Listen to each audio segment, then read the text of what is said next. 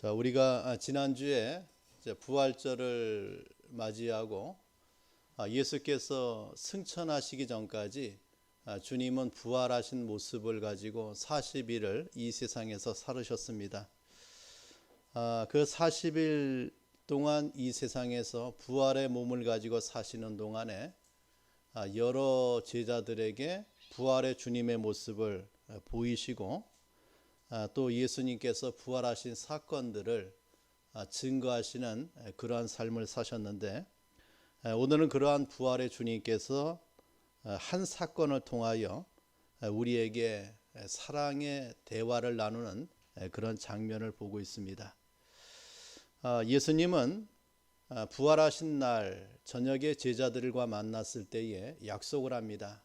우리가 갈릴리 바다에서 만나자라고 주님이 제자들과 약속을 합니다.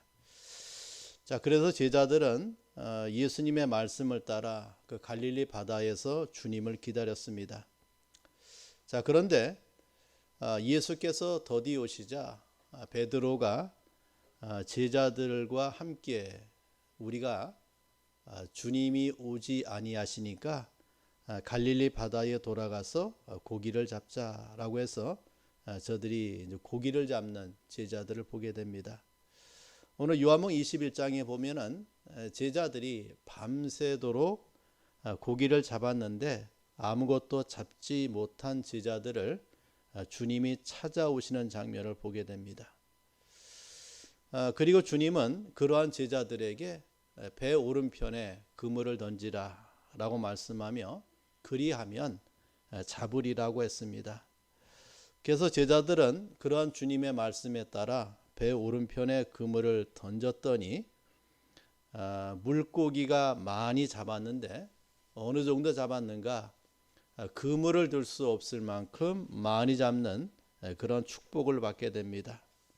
그리고 11절에 보니까 그 그물을 육지에 끌어올려 보니 가득히 찬 큰 고기가 153마리라고 하는 축복의 숫자를 우리에게 보여줍니다. 아주 가득히 찬 축복이었고 큰 고기였고, 또 그렇게 그물에 많은 고기가 잡혔음에도 그물이 찢어지지 아니하는 그런 하나님의 은혜를 제자들이 받게 됩니다. 자, 그날 새벽에 주님은 이러한 이적을 제자들에게 베푸시고 이제 제자들이 향하여 저들의 아침반 조반을 준비하시는 주님을 보게 돼요. 떡과 생선과 숯불을 준비하고 계셨습니다. 그리고 주님은 제자들에게 너희가 잡은 고기를 좀 가져오라고 했습니다. 그리고 이제 그 숯불에다가 제자들이 잡은 고기를 구워가며 이제 아침 식사를 하는 장면을 보게 됩니다.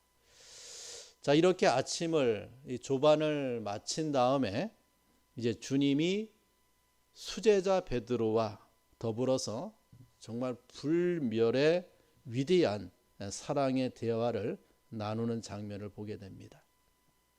근데 공교롭게도 자, 그것이 숯불 곁에서 이루어진 대화였습니다. 생선을 굽기 위하여 놓여진 숯불 곁에서 주님과 베드로의 대화가 진행이 됩니다. 이 숯불은 베드로에게는 좀 각별한 곳이에요. 왜냐하면 그가 예수님을 모른다고 부인했던 장소가 숯불 곁에서 주님을 모른다고 3번이나 부인한 장소가 숯불 곁이에요. 예수가 잡히시던 날 밤에 예수가 신문하는 그곳에서 이 베드로가 추위를 쫓기 위해서 피워놓은 숯불을 쬐고 있다가 사람들에게 질문을 받죠. 내가 그의 제자가 아니냐. 그때 이 베드로는 3번이나 주님을 저주하면서 모른다고 부인했던 장소도 숯불 곁입니다. 자, 그런데 예수님은 또다시 숯불 곁에서 베드로에게 네가 나를 사랑하느냐고 3번이나 물으셨어요. 자, 이러한 물음을 통하여 주시는 은혜가 무엇인가? 자, 이것을 이 시간에 함께 나누는 시간 되길 바랍니다. 자, 먼저 내가 이 사람들보다 나를 더 사랑하느냐라고 물으셨습니다. 자, 우리 15절 말씀에 보면은 그들이 조반 먹은 후에 예수께서 시몬 베드로에게 이르시되 요한의 아들 시몬아 내가 이 사람들보다 나를 더 사랑하느냐라고 물으셨습니다. 자, 이 질문은 다시 반복이 됩니다. 자, 16절에도 또 두 번째 가라사대 요한의 아들 시몬아 네가 나를 사랑하느냐라고 물으셨습니다. 또 세 번째 17절에도 묻습니다. 요한의 아들 시몬아 네가 나를 사랑하느냐라고 물으셨습니다. 자, 이러한 예수님의 물음은 15절에 보니까 베드로에게 물었어요. 베드로에게. 자, 그런데 예수님께서는 그 베드로를 베드로라고 부르지 아니하시고 요한의 아들 시몬아라고 불렀습니다. 자, 왜 예수님은 너의 이름을 베드로라고 개칭해 주신 자가 예수님이십니다. 그런데 왜 그 장소 그 현장에서 이 베드로의 이름을 주님이 부르지 아니하시고 그의 옛 이름 요한의 아들로 살았던 시몬으로 살았던 그의 이름을 주님이 불렀을까?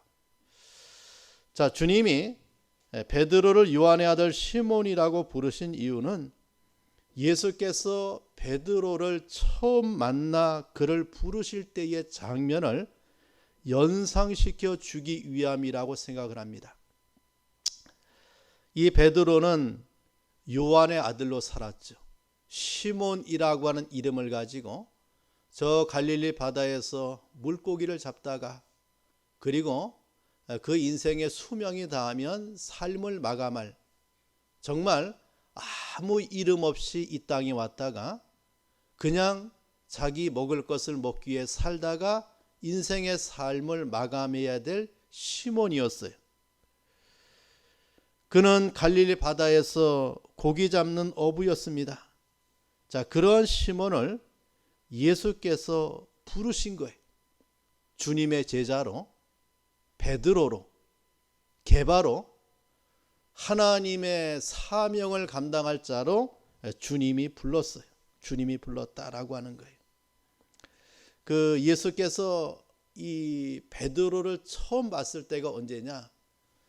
요한복음 1장에 보면은 그 세례 요한의 제자 2명 가운데 한 명이 그 베드로의 그 동생이었습니다.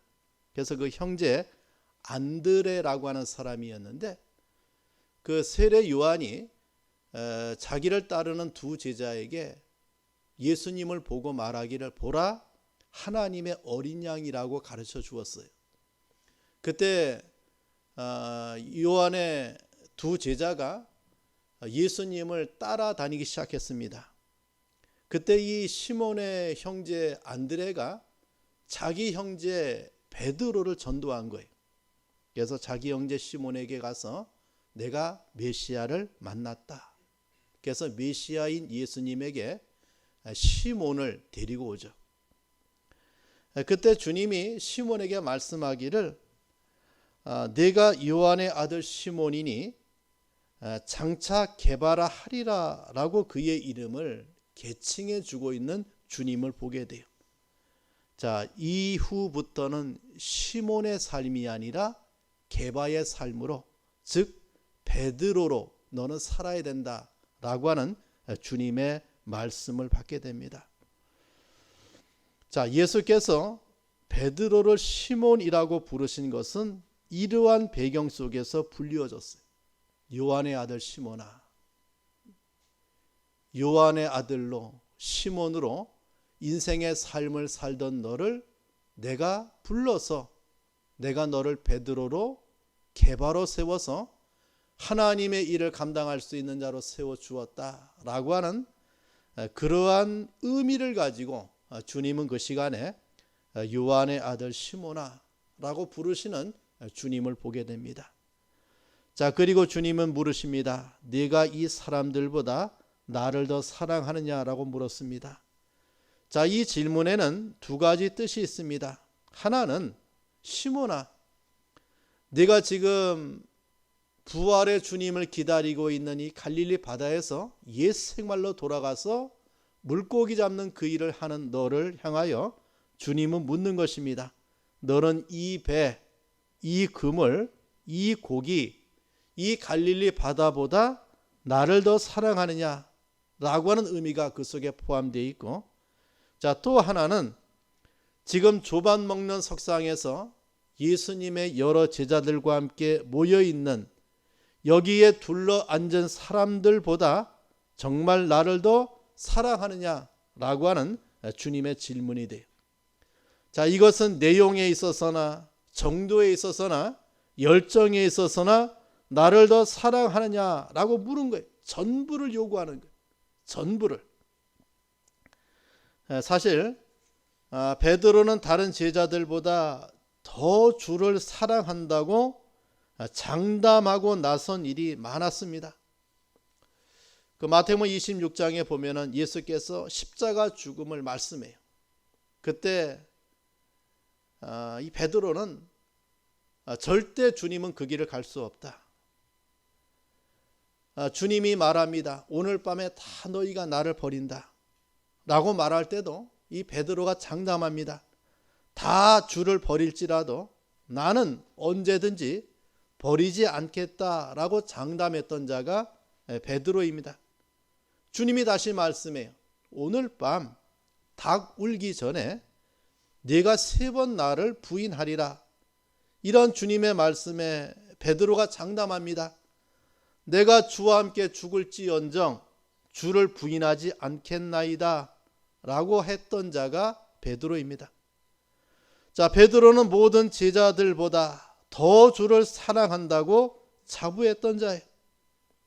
자, 그렇다면은 주님의 이 질문, 내가 이 사람들보다 나를 더 사랑하느냐 라고 하는 주님의 질문에는 요한의 아들 시몬으로 하여금 자기를 되돌아보게 하는 주님의 의도가 그 속에 품어 있다라고 생각이 됩니다.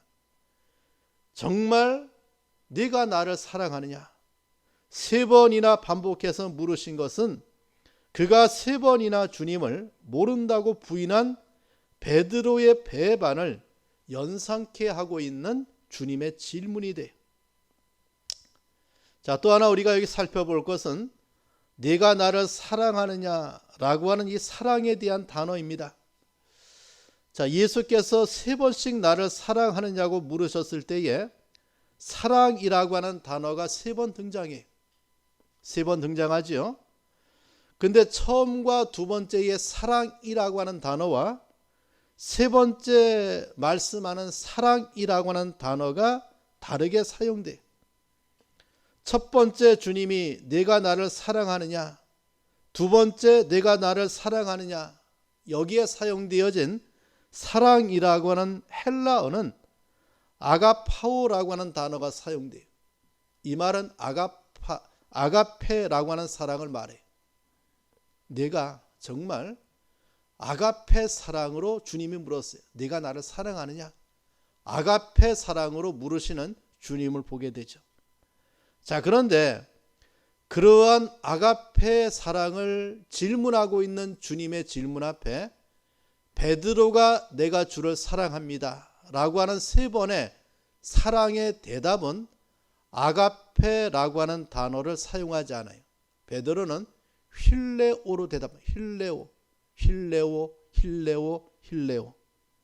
자, 힐레오라고 하는 것은 우정의 사랑을 의미해요. 인간적인 사랑, 인적인 사랑, 우애의 사랑을 말합니다. 자, 신적인 사랑, 아가페로 주님이 물었어요. 아가페의 사랑을 요구합니다. 내가 나를 사랑하느냐? 라고 베드로의 마음을 놓고 했는데 베드로는 인적인 사랑, 우애로 주님의 질문에 대답하고 있는 베드로를 보게 돼요. 자, 그러자 주님은 3번째 질문에서는 인적인 사랑으로 물어요. 그럼 힐레오 사랑으로라도 내가 나를 사랑하느냐? 내가 정말로 우애, 우정으로라도 나를 사랑하느냐라고 물으신 거예요. 자, 베드로는 세 번째 주님의 질문 앞에 마음의 근심이 일어났습니다.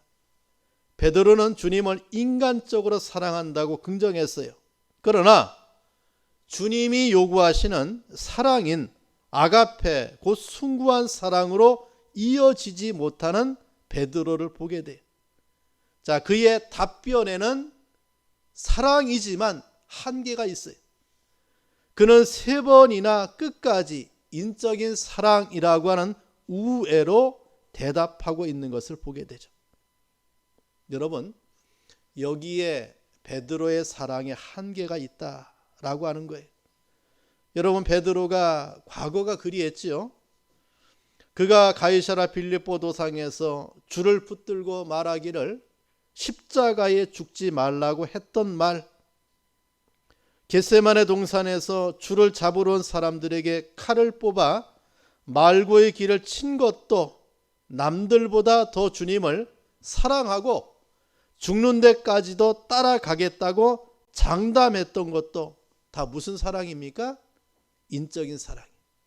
인적인 사랑. 인간적 소산의 사랑이었습니다. 여러분, 이 사랑은 한계가 있어요. 어떤 한계를 남깁니까? 결국 세 번이나 주를 부인하는 슬픔의 역사를 남겨놓는 사랑을 우리에게 보여줘요. 주님의 차원적인 사랑에 대한 질문 앞에 그는 아가페로 대답하지 못하고 계속해서 힐레오로 대답할 수밖에 없는 베드로 사랑의 한계를 우리에게 보여주고 있는 거예요. 베드로는 자기가 주님을 사랑하는 것을 주께서 알고 있다고 했습니다. 이러한 베드로의 답변 속에는 그에게 있는 사랑의 한계를 보여주는데 아직까지 차원적인 십자가의 사랑, 그 십자가 희생의 세계로 진입하지 못하는 인간적인 사랑에 머물고 있는 한계의 베드로, 그의 사랑의 고백의 한계를 우리에게 보여주고 있는 거예요. 여러분, 오늘 이 시간에 이런 주님의 음성을 듣기를 바랍니다. 내가 나를 사랑하느냐? 주님은 아가페로 우리에게 물어요. 아가페로 물어요. 주님이 저와 여러분에게 내가 나를 사랑하느냐? 이 말의 영적인 의미는 정말 네가 나를 믿느냐? 정말 나의 십자가 그 사랑을 네가 믿느냐? 내가 너를 향하여 십자가에서 피 흘리신 그 위대하신 주님의 대속의 사랑을 내가 믿느냐? 라고 주님이 우리에게 묻고 있어요. 묻고 있어요. 자, 우리는 그러한 주님의 질문 앞에 과연 어떠한 대답을 주님에게 할 수 있는가? 자, 이것이 오늘 본문에 우리에게 주는 교훈이 됩니다. 주님은 조반 먹은 후에 베드로에게 사랑의 확인을 요구했습니다. 주님께서 요구하는 그것은 사랑이었고 우리에게 요구하는 것도 사랑입니다.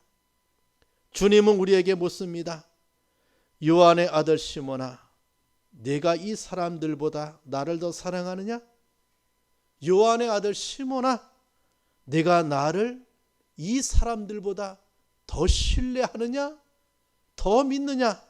라고 주님이 저와 여러분에게 이 시간도 묻고 있다라고 봅니다. 자, 두 번째는 이런 사랑의 대화를 통하여 우리에게 주시는 교훈이 무엇인가? 자, 주님은 말씀합니다. 나를 사랑한다면 내 양을 먹이라고 했습니다. 자, 베드로에게 내가 나를 사랑하느냐라고 물으신 예수께서는 내가 나를 사랑한다면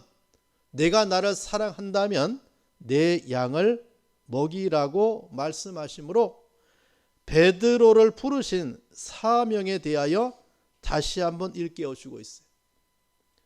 주님이 그 갈릴리 바닷가에서 고기 잡던 베드로를 부르실 때도 사람 낚는 어부로 베드로를 부르셨죠.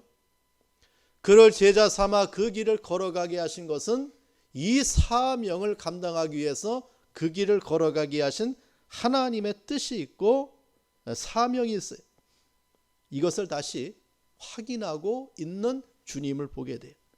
자, 그런데 주목할 것은 15절에 내 어린 양을 먹이라고 했고 16절에 내 양을 치라고 했고 17절에 와서는 내 양을 먹이라고 했습니다. 자, 내 어린 양, 내 양, 그리고 먹이라, 치라는 표현을 보게 돼요.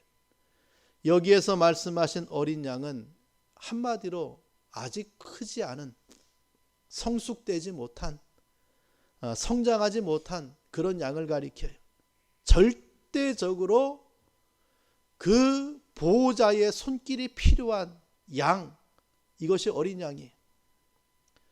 반면에 내 양은 큰 양, 어리지 않은 양을 가리킵니다.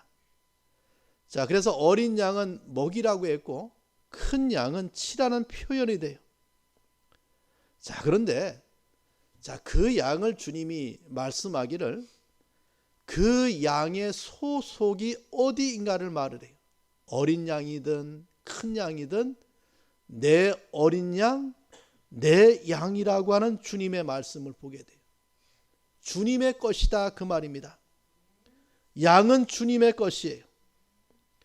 저와 여러분이 하나님의 양으로 이 땅을 살아간다고 하면은 내 소유주가 누구인가, 내가 누구의 것인가를 말씀해 주고 있어요.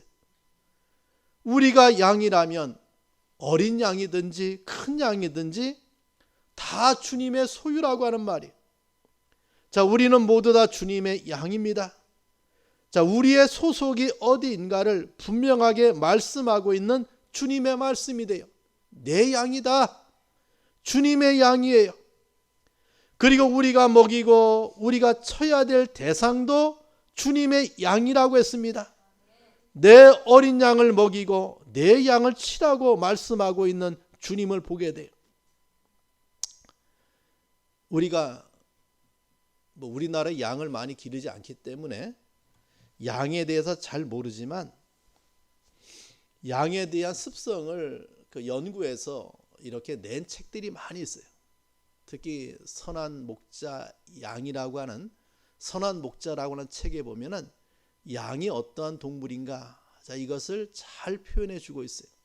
그런데 양은 먹이고 돌보아 주어야 되는 유일한 동물이, 유일한 동물.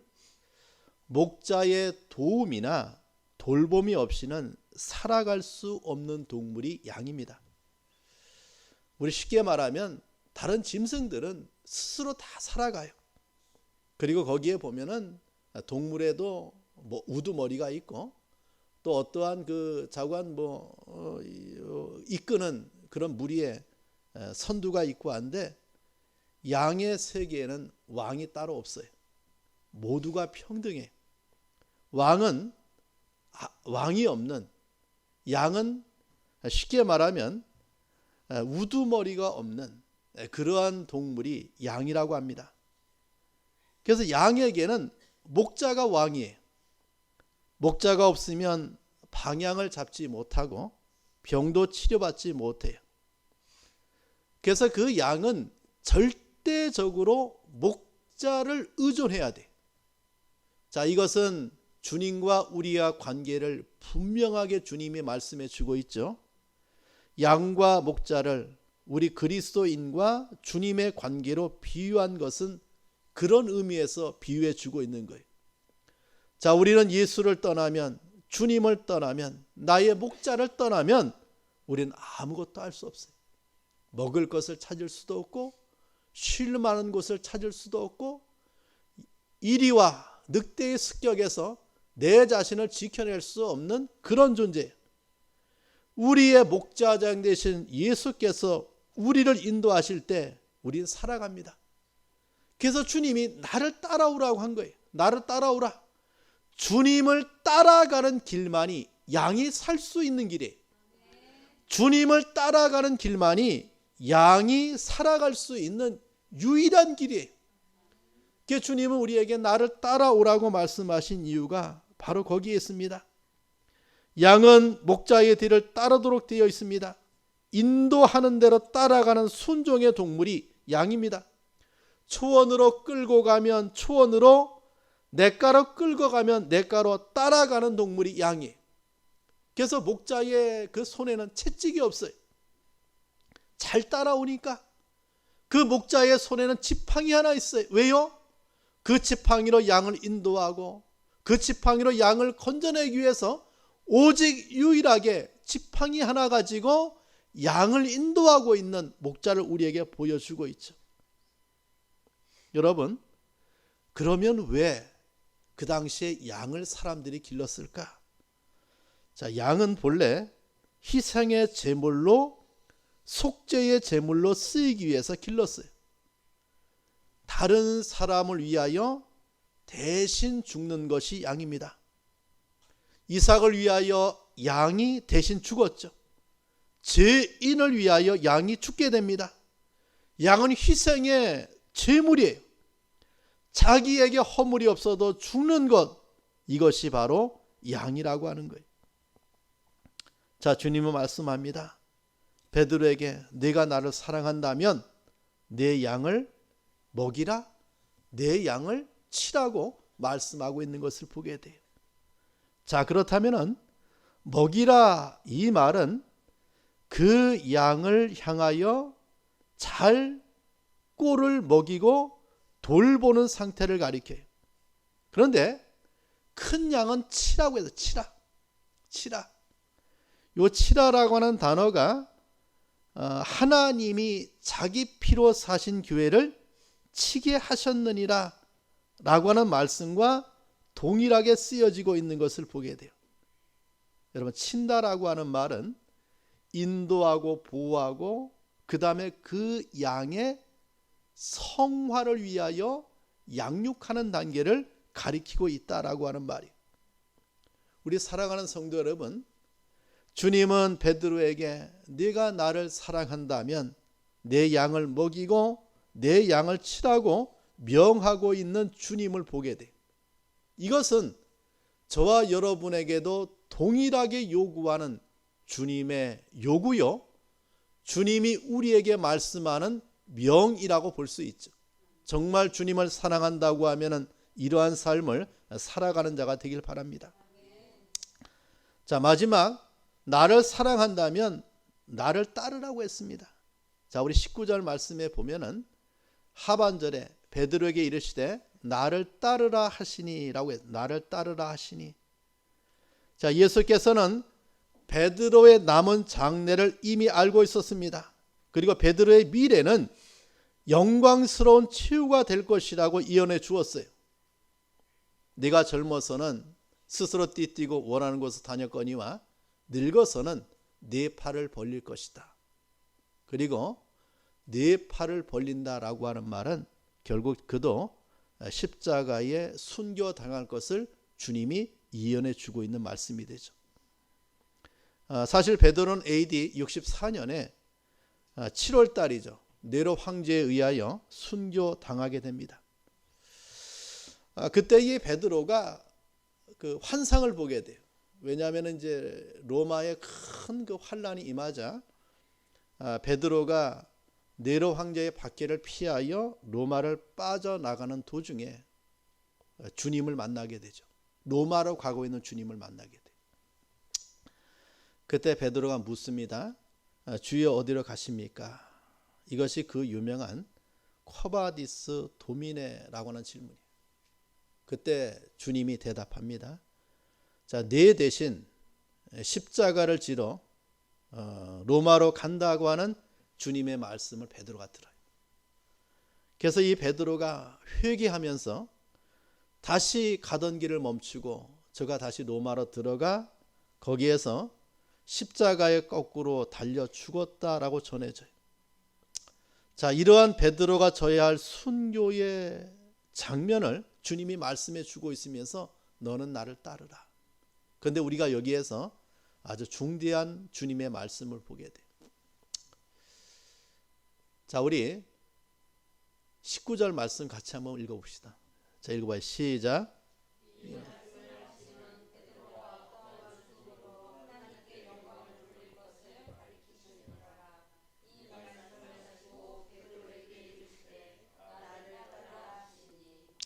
여러분, 예수께서 보신 베드로의 죽음이 무엇입니까?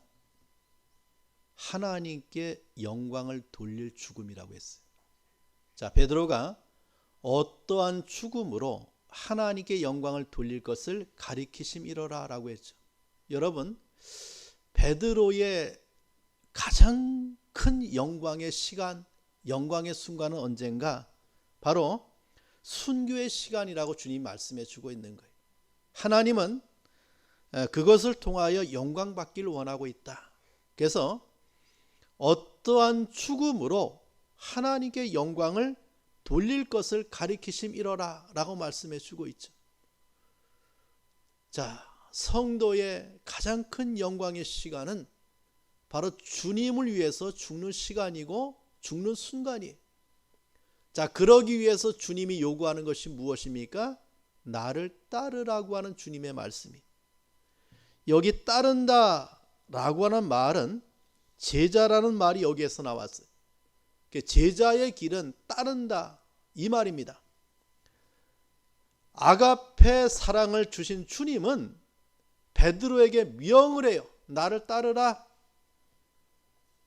너는 나를 따라야만 베드로가 하나님 앞에 받은 사명을 감당할 수 있기 때문에 나를 따르라고 요구하시는 주님을 보게 돼요. 여러분, 주님을 따라가는 길은 내 인생의 모든 것을 포기하고 가는 길입니다. 값을 치르고 가는 길이에요. 주님이 말씀합니다. 의식주보다, 가족이라고 하는 권력보다, 세상 일보다 주를 따름이 더 중요하고 우선적으로 말씀해 주고 있는 것이 나를 따르라 라고 하는 말의 의미예요. 값을 치르지 않고는 갈 수 없는 길이 바로 그것입니다. 또 하나, 희생을 요구하는 거예요. 주님은 자기를 따르려는 제자들에게 거듭거듭 버려야 할 것을 강조합니다. 집도, 전토도, 부모도, 형제도, 친구도, 이웃도, 고향도, 이 세상의 부귀와 공명도 모두 버려야 자기를, 주님을 따를 수 있다고 해요. 그것을 짊어지고는 따라갈 수 없는 길이 바로 주님의 길이다 라고 말씀해 주고 있죠. 자, 또 하나, 이 따른다 라고 하는 말은 십자가를 의미합니다. 주님이 말씀해 주고 있어요. 너희가 나를 따르려면 자기 십자가를 짊어지고 나를 따르라고 우리에게 말씀해 줘요. 여러분, 우리에게 주신 십자가가 있어요. 바로 주님의 길을 따라가는 길은 바로 그러한 십자가를 짊어지고 따라가는 길임을 우리에게 말씀해 주고 있습니다. 자, 이 길을 베드로가 갑니다. 그리고 베드로의 후예인 저와 여러분도, 주님의 사랑의 은혜를 입은 저와 여러분도 그 길을 걸어가는 이 삶을 살아가고 있는 거예요.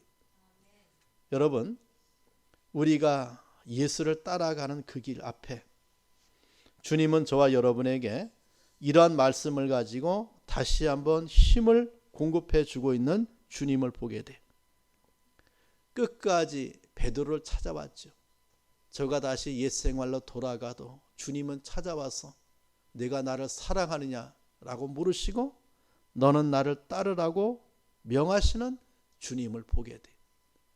그가 3번 주님을 부인해도 주님은 그 베드로를 되돌아보고 그 베드로가 넘어지지 아니하도록 기도하시는 주님을 보듯이 우리 주님은 또 우리를 찾아오시고 나의 길을 인도하시고 나로 하여금 주님을 따르는 길을 걸어갈 수 있도록 은혜를 베푸시는 주님을 우리에게 보여주고 있습니다. 성도 여러분, 이 시간에 우리가 부활 그리고 한 주를 지내고 있는데 부활 이후에 주님이 만났던 베드로, 그리고 베드로와 주님이 나누었던 이 사랑의 대화를 통하여 주시는 은혜가 무엇인가를 깊이 있게 생각하고 그러한 주님의 물음 앞에 대답할 수 있는 것이 있는 성도, 나를 따르라고 명하시는 주님의 말씀 앞에 따를 수 있는 각오의 삶을 살아가는 성도, 그런 은혜가 있기를 간절히 축원합니다. 자, 우리 시간에 기도하겠습니다. 자, 오늘 받은 말씀을 붙들고 기도합니다. 자, 베드로, 예수께서 갈릴리 바다 그 숯불 곁에서 나누었던 위대한 사랑의 대화를 통하여 주님이 저와 여러분에게 묻는 그 질문 앞에, 사랑의 물음 앞에 우리는 과연 무엇으로 대답할 수 있는가? 이런 은혜를 생각하면서 함께 기도하는 시간 되길 바랍니다. 기도하겠습니다. 하나님 아버지, 감사합니다. 주연의 가운데 이 시간에 말씀을 붙들고 소망 가운데 살아갈 수 있도록 역사해 주신 것을 감사합니다. 하나님의 인도를 받는 성도 되게 하옵소서. 나를 사랑하느냐고 물으시는 주님 앞에 사랑에 대답할 수 있는 우리의 신앙의 삶이 될 수 있도록 주님이 축복하시고 은혜를 베풀어 주시옵소서. 인도하옵소서. 하나님 감사합니다. 이 시간 주님의 물음 앞에 대답할 수 있는 것이 있는 성도 되기 원합니다. 내가 나를 사랑하느냐 라고 물으시는 주님 앞에 내가 주님을 사랑하고 내가 주님을 믿고 내가 주님을 따라가겠다고 대답할 수 있는 우리가 되길 원하오니 은혜를 베풀어 주시옵소서. 예수님의 이름으로 기도합니다. 아멘.